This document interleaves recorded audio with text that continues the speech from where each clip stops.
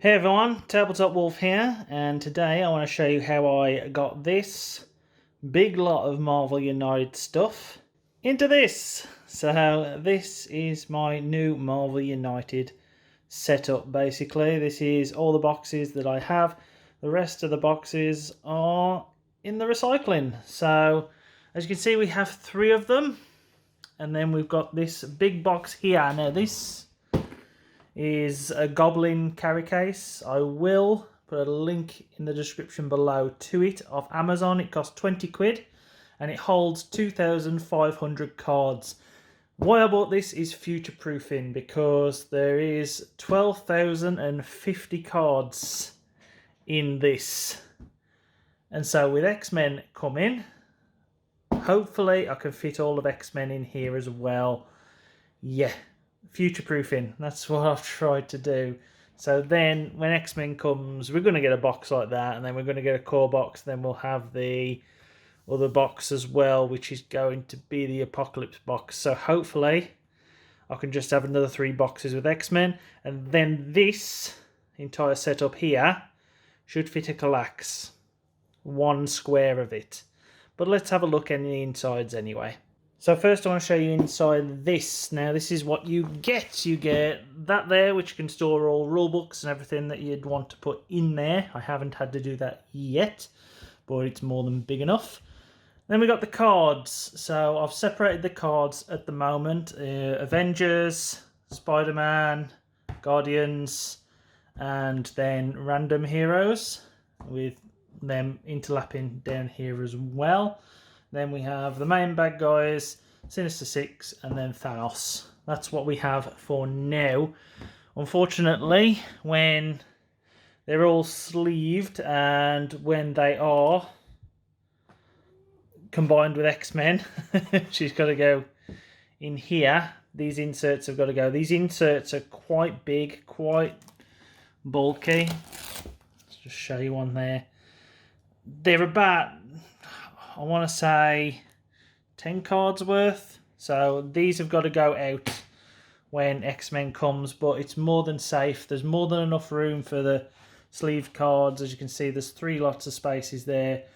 I did check first how many can fit down the entire lot without these spacings, and basically I got all the heroes, and I think it was about 10 villains in just this one lot here, unsleeved, and obviously no spacing. So you will have to do something for the spacings, and I am considering what to do. I don't know yet, because obviously you just got to rifle through all the heroes just randomly, otherwise, you know what I mean? Oh, there's a Vision at the back there. Yeah, it's good. It's future-proofed, hopefully. There's not going to be too many cards in the new one, but in terms of sleeving these, it is expensive. It's going to be really, really expensive if you want to sleeve these things. You're talking, at the moment, it's between 2 and 3 quid a pack. I managed to get lucky. I've just got to sleeve the things now, but I managed to get lucky and got them for 90 pence a pack, and it is the Sleeve Kings 63.5 times 88. That's what you need. They are rare. I literally had the last 12 in stock on one website, and there don't seem to be any stock everywhere. I've tried having a look to give people a link to places, but yeah, it is not a good position for sleeves at the moment. I have no idea why. Maybe they're stuck in the Suez Canal. But anyway, let's have a look at the boxes. So in terms of the core box, we have the villain dashboards for the core and also the Thanos. So there. I have the rulebook. And then I've still got this bit of plastic here. And then we got this. These are the core heroes. Now what I did was obviously chop the top off so as I can have access to here. Every single villain is in this locale here. So every single villain and every single cardboard location or normal location will fit in here as well. I've only got the standard ones, obviously. Ugh, let's get all these things out, because there's a load of them. So there is a lot of stuff there, and it all fits nicely in here along with all these. Apparently you can sleeve these. Don't even bother looking for the sleeves in the United Kingdom. You have no chance. The Yanks seem to be able to get hold of sleeves for these, but yeah, we cannot seem to get any. Again, there's whatever's going on with sleeves, I don't know. So these bags, we have the crisis tokens and plots and all sorts of other tokens in here. These massive ones, which I got with COVID tests. These are the extra action tokens. These are the massive ones. These are like your villain expansion ones. I think that's Wakanda and also Spider-Man. And we've got the villains, civilians and threats, health, heroics, and then challenge cards. So the challenge cards just fit nicely down here, and this has got all the challenge cards in plan Bs and all sorts of things.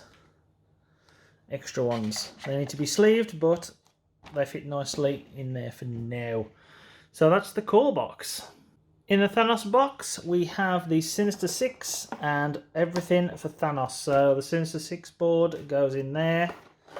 We obviously have all the rules, which you can put them in there, doesn't matter. So it's all the rules from the sets.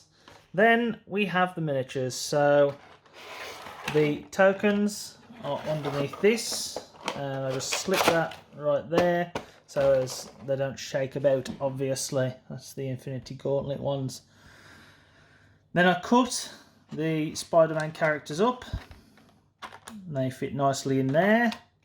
And then you could just cut these characters up here. So this is Thanos, the big man himself, and you can put him that way, put him that way.